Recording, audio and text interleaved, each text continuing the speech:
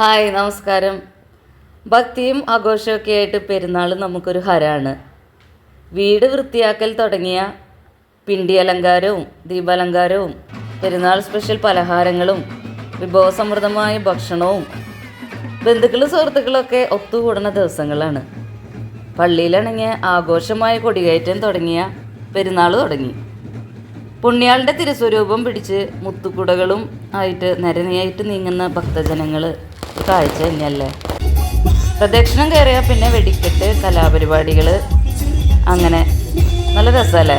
പെരുന്നാൾ അങ്ങനെ അടിച്ചു പൊളിക്കാം.